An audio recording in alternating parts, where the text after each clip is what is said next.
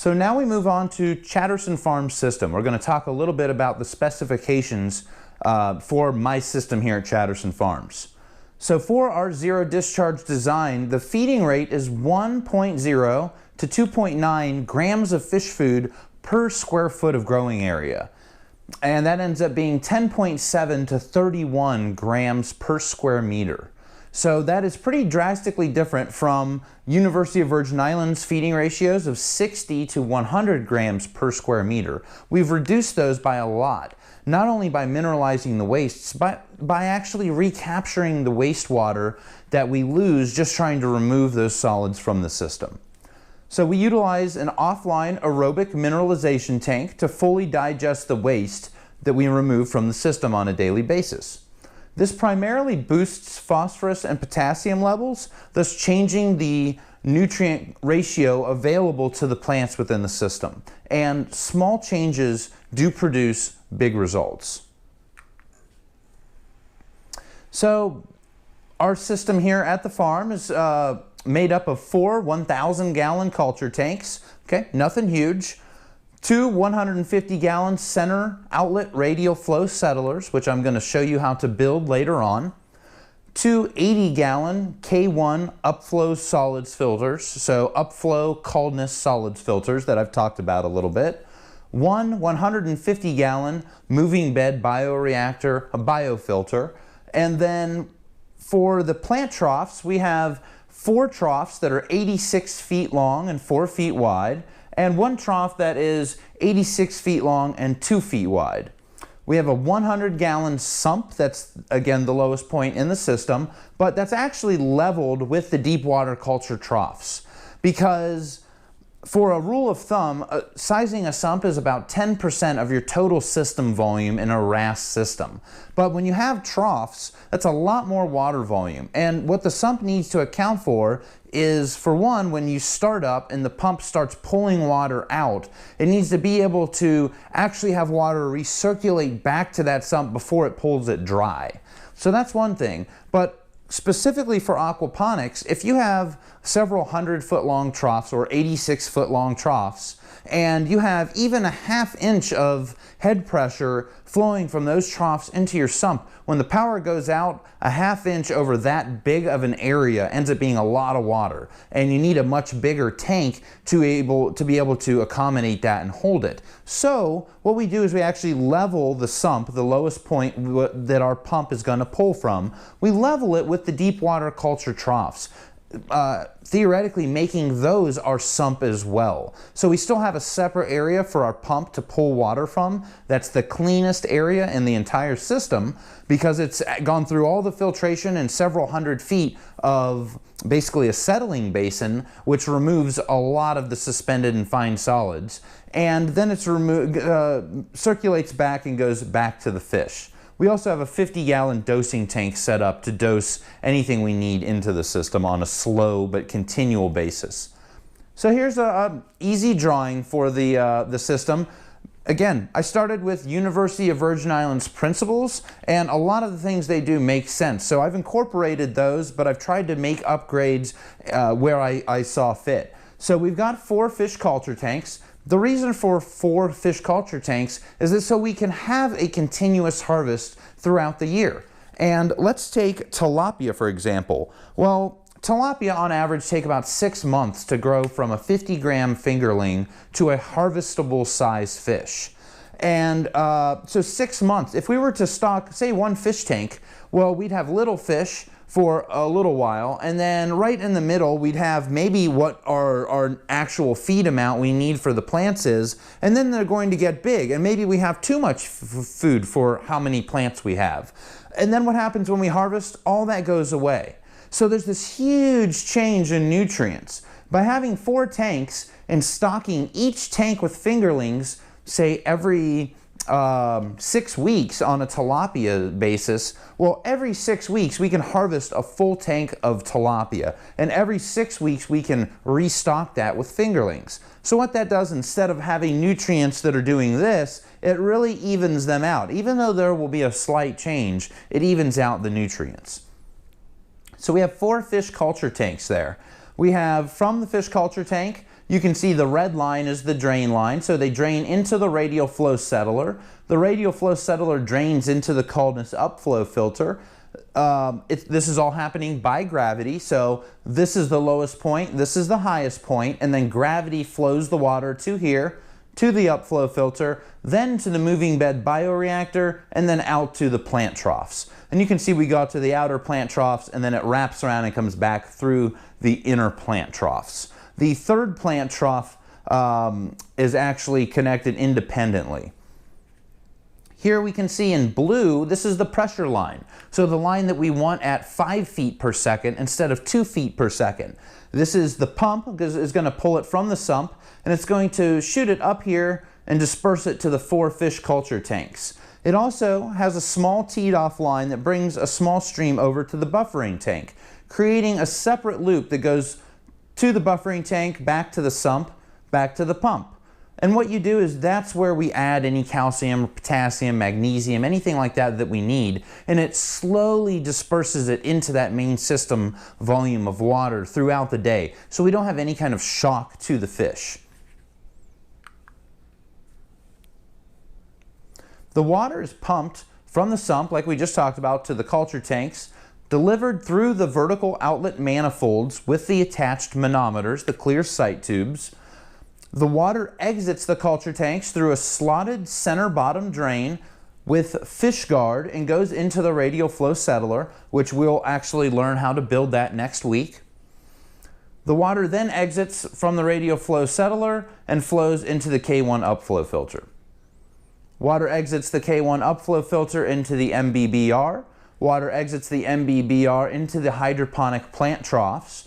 And then water exits the plant troughs and it returns to the sump in the fish building. And again, this is all laid out to work by gravity because we did the calculations beforehand. And there's a little bit of distance involved in how far these runs are. So we had to make sure that the friction losses didn't overcome how much vertical height that we had to work with. And by doing the calculations beforehand, we went ahead and laid the hundreds of feet of pipe. And again, we knew we were going to be right when we started it up, and water flowed just fine. So here's a picture inside of our fish building.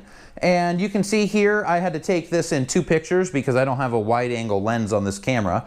But here are 2 of the 1,000-gallon culture tanks located over near one side wall. We've got a backup oxygen tank system in there in case the power goes out. The oxygen will automatically be delivered to the fish. We have a blower installed here that runs all 4 fish tanks and runs the hydroponic bed aeration.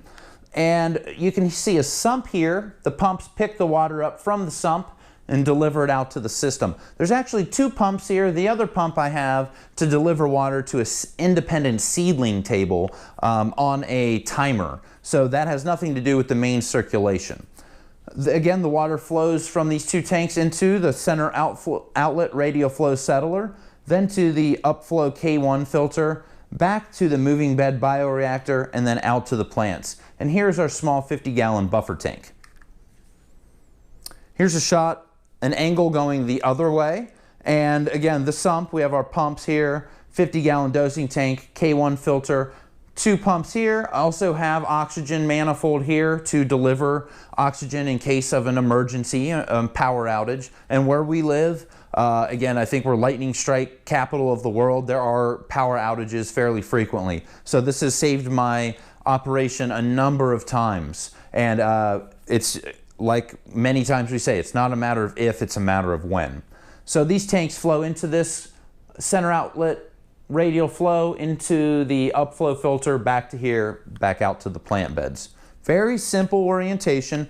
Something else I'll point out here is you can see these are cone bottom tanks. I didn't want to spend another $500 on a stand for these cone bottom tanks because you'd have to have a special welded steel stand to actually hold that shape. So what we did is we just built a square frame out of 2x6s, or these might be 2x8s actually, and stacked them up, attached them together, and filled them with sand. So I have a lot of sand, like I've mentioned. Went ahead and filled that with sand, got the tank where we needed it, compacted the sand around there, went ahead and plumbed it in, and then we backfilled it in with sand. And that's been great. We've had it in operation for 3 years. All 4 of the filter tanks are, again, just a square frame filled with sand and compacted around the conical bottom of the tank. So real cheap. I think that was like 20 bucks instead of $500. So that's a decision to make for yourself.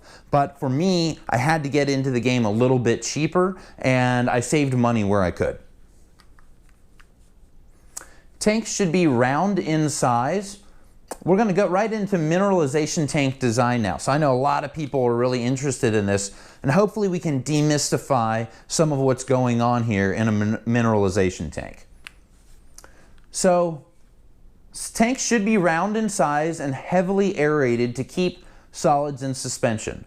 So we want to think about very similar to a moving bed bioreactor, dimensions 1:1, those will work just fine. But when you're moving a heavier solid, not a plastic biocarrier element that's neutrally buoyant. So biomedia wants to float. It's neutrally buoyant. It's kind of hanging in mid-water level, but it will float right at the surface or below the surface. Solids are not going to do that. They're heavier. They have a heavier specific gravity than those biofilm carrier elements. So it's going to want to sink. What this means is if we size our tank just like an MBBR, you may have more solids settling. So if you can actually opt for a tank that has a larger, diameter versus the height of the tank. So we want a tall, skinnier diameter of the tank, and that way our aeration will be focused in a smaller area, and the plume of water that's coming up and doing this with the air and causing a current will scrape down the sidewalls, pick up those solids and bring them back to the center to that air current to move it back up. So we keep that the solids in suspension, and that's really what we're trying to do here. The wider the tank, the more aeration you need on the bottom so you don't have dead zones of everything falling out. This waste will break down in the filter over a period of 30 to 40 days, and this is at 76 degrees Fahrenheit. So as temperatures decrease, the metabolism of all life decreases, and as it increases, vice versa. So if you are in 60-degree weather, guess what? It's not going to break down as fast as it will at 76 degrees. If you're in 90-degree weather and you have a higher water temperature, it will break down much faster. So tanks should be sized a minimum of 2 times the volume of solids removed from the system in a 40-day period. And I'm sorry, that was at 70 degrees Fahrenheit, not 76. So my apologies about that. But 70 degrees Fahrenheit is what this is all sized off of. So for our farm, I use 2 CFM, 2 cubic feet per minute in our waste collection tank, which is stage 1. We have a 2-stage mineralization tank. Stage 1 is waste collection. Stage 2 is biofiltration and getting rid of any kind of ammonia or toxic products from stage 1. So stage 1, 2 CFM, 4 CFM in our K1 filter is stage 2. And that keeps dissolved oxygen at 100% saturation. And again, we have meters to measure this, so this isn't just made up numbers. These are all quantified numbers over years of research into this, specifically on our system and some other customer systems. So this keeps it at 100% saturation, which is perfect for mixed planting schemes, or I'd say with at least 50% fruiting crops. So you need something in there that's going to take up this phosphorus that you're going to produce. You will cause leafy greens to bolt, things like that, if you're just growing high nitrogen requiring plants and you give them a bunch of phosphorus.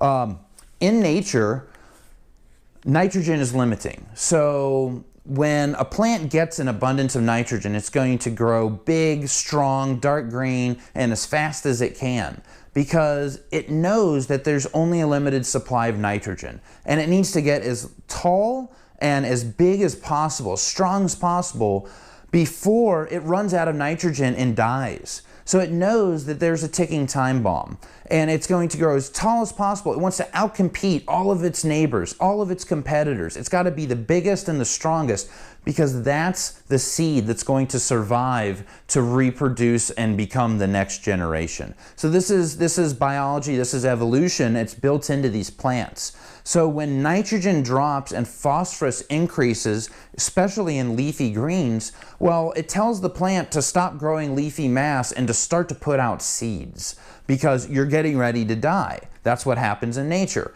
Well, you don't want seed production in leafy greens. That's called bolting, and that gives you a bitter taste and it ruins the green. So not something we want to do when we're just growing leafy green crops. It doesn't make sense to do that, because again, it throws off the ratio that we want.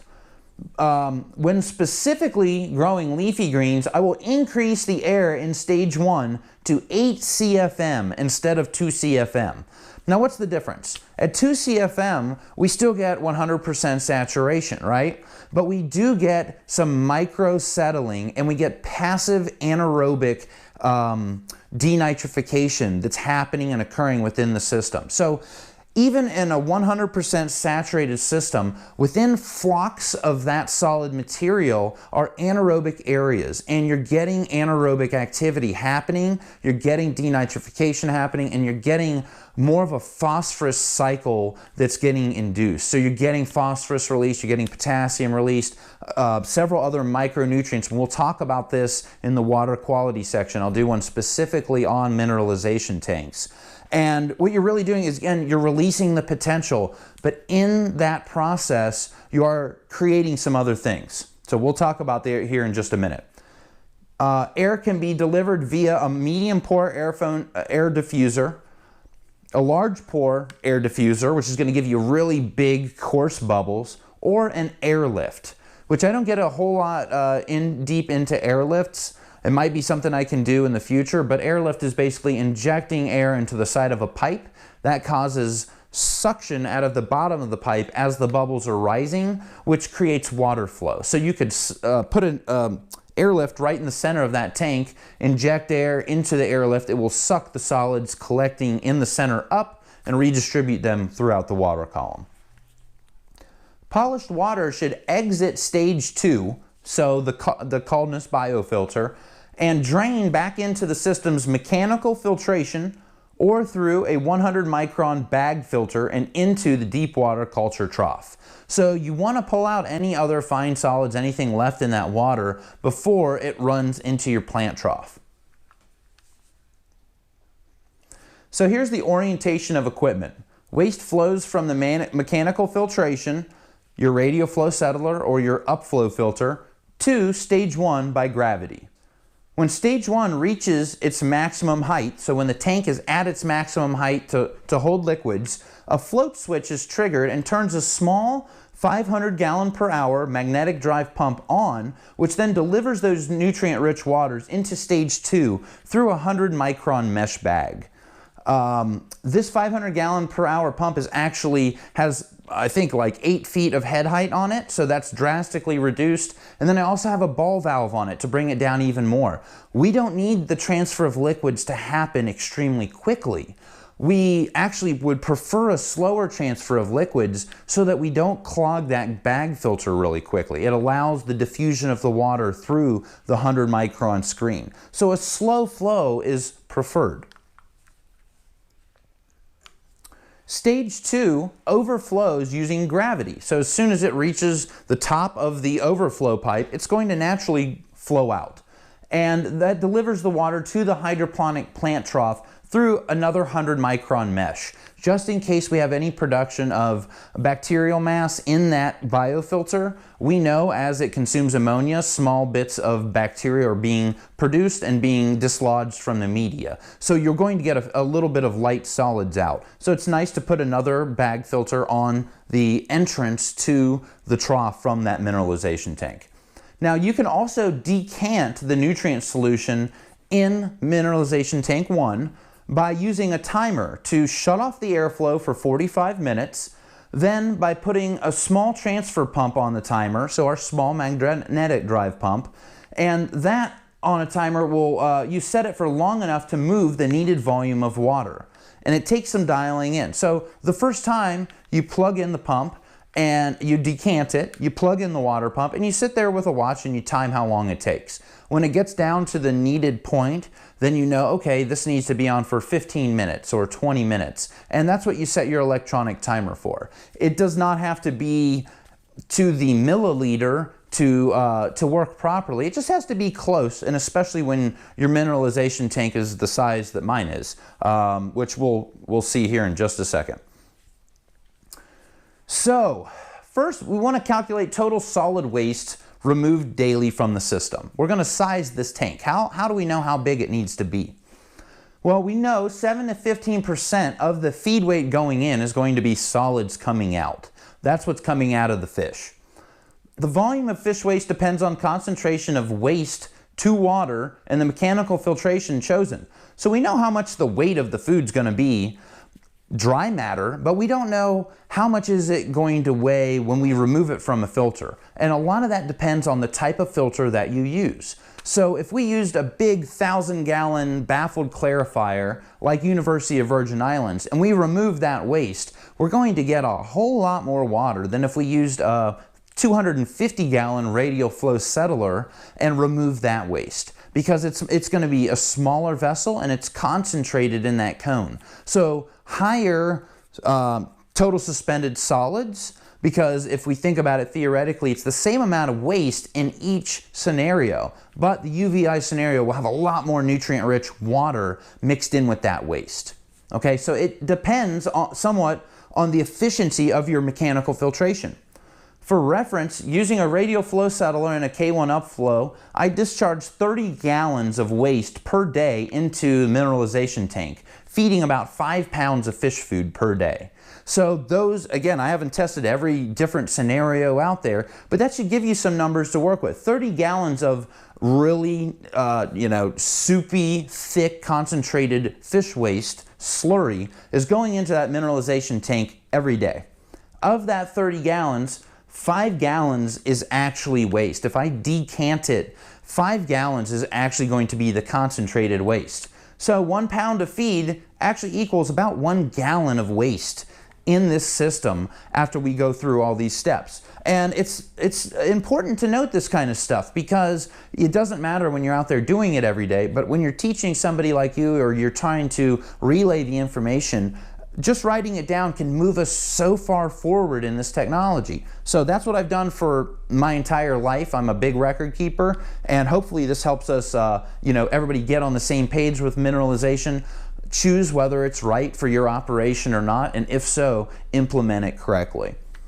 So let's do an example here. Size a mineralization tank for a system feeding 20 pounds of food per day. Let's assume that we're using a radial flow settler and a K1 upflow filter, because that's what I'm using and that's what I have hard numbers for. And we're using this for solids removal, and 1 gallon of waste equals 1 pound of food. We just talked about that. Well, 20 pounds of feed equals 20 gallons of waste production per day.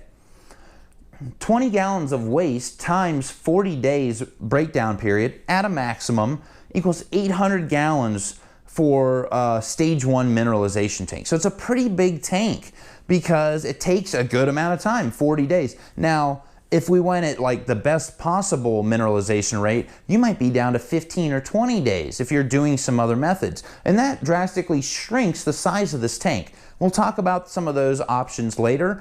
And a lot of times this is cost versus benefit. To shrink this tank, we have to invest more money in other equipment.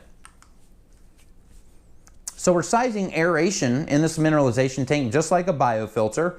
Volume of air equals 5 times an hour the volume of the biofilter. So 800 gallons times 5 ends up being 3 cubic meters. Oh, my apologies here. 800 gallons is 3 cubic meters. 5 times 3 cubic meters equals 15 cubic meters. 1 cubic meter per hour equals 0.589 cubic feet per minute. So that's just a conversion rate. I had to get on Google and come up with how many CFM in a cubic meter. And 15 cubic meters times 0.589 gives us a total air volume of 8.8 CFM in that biofilter to process the 20 pounds of food waste per day coming from those fish. So here's the hard math on how we get the right answer. Stage 2 is an MBBR, sized off of the daily TAN input, just like any other biofilter. So this isn't confusing. We actually already learned how to do this. Remember that 9 to 15% of the nitrogen is removed from the recirculating aquaculture system in solid waste every day. Okay, we remember that from previous slides. Stage 2 can be sized by calculating the TAN from the waste breaking down or by multiplying the size of your RAS biofilter by 15%. So if you already did the math for the biofilter, you can just size that by 15% and that will give you the biofilter size to process what's coming out of this mineralization tank every day. Start both stages full on system water. So there's not an initial massive spike of ammonia to the biofilter. So if you have an 800-gallon stage 1 mineralization tank, fill it up to 750 gallons and empty the 50 gallons or whatever your first load is of waste into there until it's full. And that begins your control volume at a low nutrient level instead of letting all that thick waste to water slurry build up until it finally reaches the top of that tank in a 40-day volume. That is not what you want to do. You want to allow a slow release of these nutrients coming in to the biofilter. So what if we are using a drum screen filter instead of a radial flow settler and K1 upflow combo? Well, the volume of water flowing through those mineralization tanks will be higher. So average 10% of the entire system volume of water per day would be moved through this system. So again, in my system, we'd be talking 450, 500 gallons of water per day would be removed instead of 30 gallons. Big difference there. So average 10%. But the nutrients will only be altered by the higher efficiency of the drum filter. So even though there's more water flowing from the waste of the drum filter to stage 1, up to stage 2, and back out, the nutrients are actually going to stay the same. There's just more water in there. But this would be in, say, a recirculating system that's coming back. It's all the same water. Because, again, it's just dumping through. Even if it were to constantly dump water through those mineralization tanks, it's working through the hydroponic tanks and then back to the main system there. In a decoupled system, that would be a little different. We would have a lot more wastewater coming out, so you would actually have a lower nutrient ratio coming out of those mineralization tanks because there's more water to waste ratio there. Example, just to throw it out there, let's say with a screen filter we had 98% solids removal, where with a K1 and radial flow combo we had 85% removal. Well, the other 15% ends up settling out in the plant troughs and is cleaned on, say, every 6 month, every 12-month basis, something like that, where you get a lot less labor in the end because you're not having to do so much cleaning of the plant troughs. And you getting that extra, what, 13% means 13% more solids in the mineralization tank to break down. So it's just a little, a little something to think about is if your filter pulls out more solids than what we're talking about, then you have to account for that. And but it's not going to be a big difference. And it's also not going to make a huge difference if that filter uses a lot more water in a recirculating type system. So just like in a biofilter, nitrifying bacteria need to eat. There's two options here. The first option is to not dose a carbon source into that stage 1 mineralization tank and allow the nitrifiers to feed off of the carbon released from passive denitrification occurring within the mineralization tank. So that 2 CFM option I mentioned. And this is a slower process. This takes a long time. Because you don't have the waste product being broken down as fast as you do in a very high oxygen and fed environment, dosed with a carbon source. So again, first option, what happens is we don't dose a carbon source. What happens in denitrification is that it's the opposite of nitrification. The cycle sort of goes backwards, and we end up with a byproduct where nitrate moves to nitrite and then to nitrogen gas, and is off-gassed into the environment as, as a gaseous form. So the aeration brings that and brings it out of the water into the environment, lowering the nitrogen to phosphorus ratio in that nutrient mix. So by doing this, we don't want to go full denitrification and cause a bunch of foul smelling, horrible liquid, anything like that, a lot of methane. We don't want to do that. We want small passive denitrification. And even in the middle of one piece of a tilapia feces, there is passive denitrification actually happening inside the fecal casing. So as much as we want to get aerobic, there's denitrification happening in systems. What you don't want is a large amount of that. Well, in that process of off-gassing nitrogen, it actually releases a carbon source into the water, which can feed the nitrifying bacteria. And this happens in lake ecosystems, this happens in other biological functions. Main thing here is it's a slower process with a lower nitrogen to phosphorus ratio.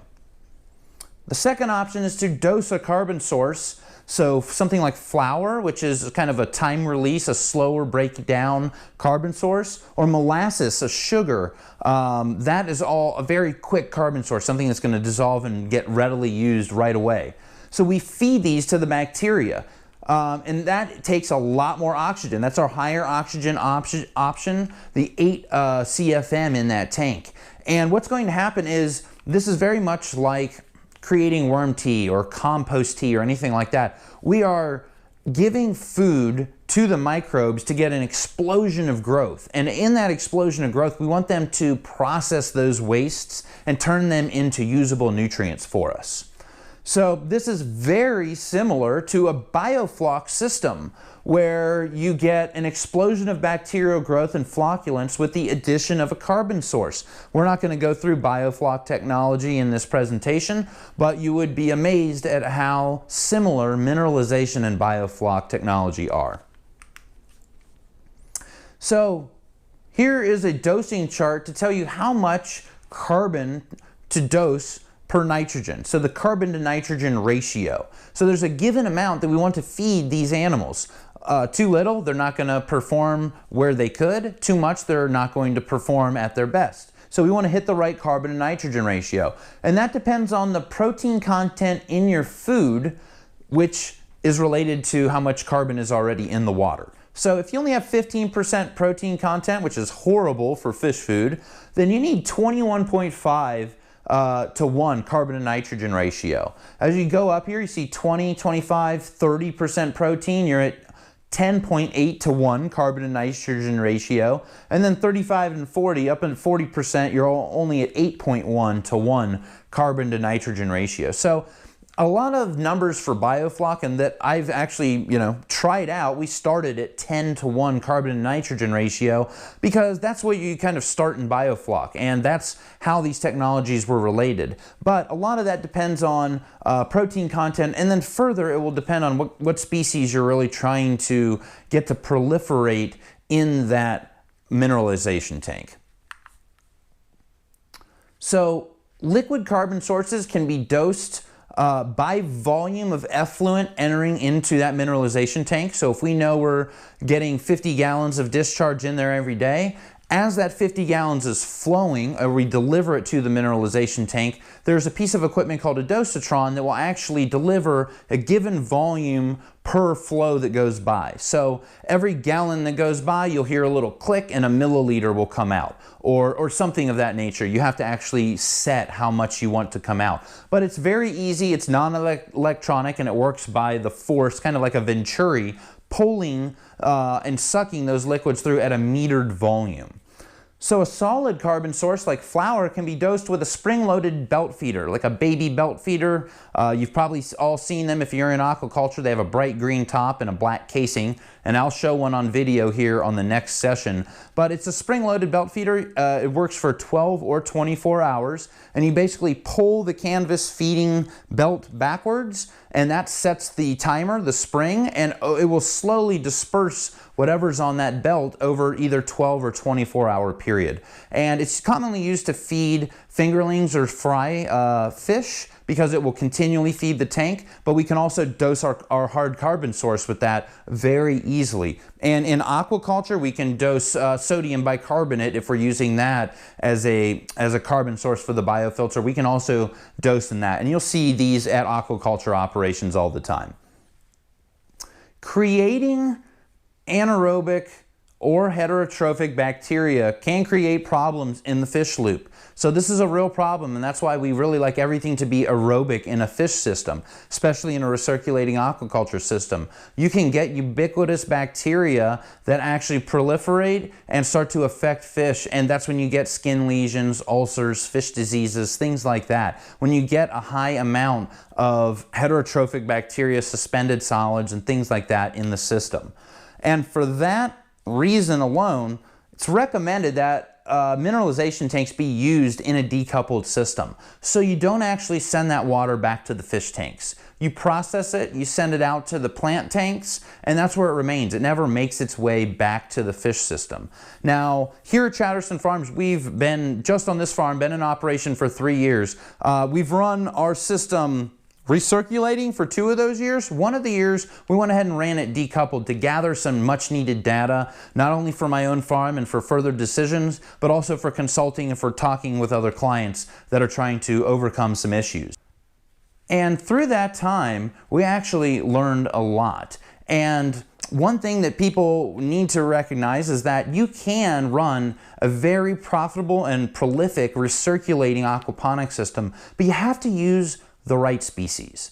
And again, I'm using tilapia, I use hybrid striped bass, and we use ornamental koi. Now, out of those 3, the hybrid striped bass are probably the most, the most fragile of the 3 types of fish. And we've not had problems raising any of those 3 types of fish up to densities of 1/4 pound per gallon in the system while it's recirculating. But when you get into higher densities, you have more solids and more nutrients than you want in that water column. And the plants aren't able to process it out quite as quickly as those high densities of fish would like. So in a higher density system, you really would need to choose a decoupled design, because the fish need better water quality than you can provide with the plant portion directly attached and recirculating through the fish. So this is a decision everybody needs to make. It's a design decision. It is a little more difficult to run a decoupled system because you have 2 independent systems to maintain. There's a little bit more monitoring equipment involved and a little bit more thought process involved. But on the plus side, you have a lot more options and you really have mitigated your risk. You have 2 separate systems. The fish system can run by itself independently of what's happening with that plant system, and you open yourself up to other commercial options like using pesticides. I hate pesticides, but a commercial reality is if you've got a 100-acre greenhouse, you're probably spraying something in there to keep quality control. So it allows the use of that. It allows the use of other commercial hydroponic technologies and known growing technologies to be utilized along with our fish growing. So it's still aquaponics. And I think for the greater, population, no one cares. But there's a lot of people that get real stuck on what aquaponics really is. And is that true aquaponics? Is that not true aquaponics? And I can admit, I've been one of those guys, years ago where I was really stuck on adding nothing to a system and, only fish food and see what this is going to take. But when, time goes by and you look at this on a larger commercial realm, you have to look at what matters in the end to the consumer. Do they care if you're using a hydroponic solution for seedlings and then it's in aquaponics the rest of the time? Do they care if your plug is rock wool versus cocoa fiber? There's a lot of questions you can put out there, but in the end, on a large scale, they don't care about any of that. They care if it's got that organic label that they are tricked into already thinking means everything wholesome. On a large scale, again, that does your advertising, and then you utilize everything that organic allows you to utilize to increase production, productivity, and final sale prices. So, you know, a lot of things that maybe I don't prefer and I won't do on a smaller scale, on the larger scale, that may be the standard operating procedure, and we have to be able to fit into that if we're ever going to grow aquaponics to massive scales. We need to be able to use standard practices and fit in with those. And again, if you're in a certain area where there's always downy mildew or powdery mildew, and you have to use a fungicide to grow cucumbers or it's not going to happen. Well, it'd be nice to be able to actually use those in an aquaponics system, have the fish system operating, have the plant system operating, and then still grow great cucumbers there and not affect the fish population. Well, that may be definitely doable in a decoupled system. It may not be doable when it's recirculating back to the fish. So just think about all of these things. We'll talk about stuff further, but it's definitely good to, again, open your mind to whatever's out there and keep all of this in mind in your master plan when you finally design your final system. The focus of mineralization is to further release nutrients for plant production, but a secondary byproduct is the production of high protein flocculants of bacteria, similar to a biofloc system. We can actually capture and feed these small amounts of bacteria flocks to a separate population of omnivorous fish like tilapia or shrimp as a free high protein feed source.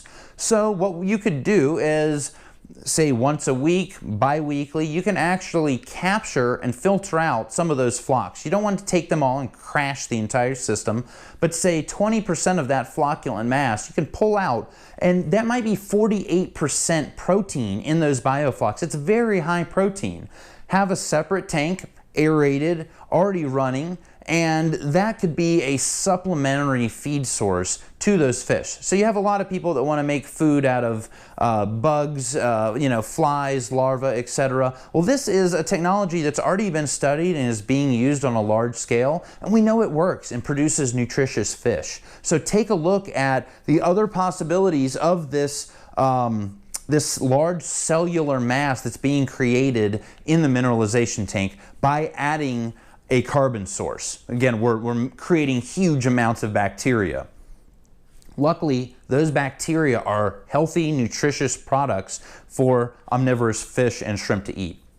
Okay, next one, sorry. Mineralization time can be shortened with the use of oxygen, an oxygen generator or tanked oxygen. Shorter mineralization time means a smaller tank. So we shrink the size of that tank and we shrink the actual time it takes to get those usable nutrients out. This can be automated with the use of solenoid valves.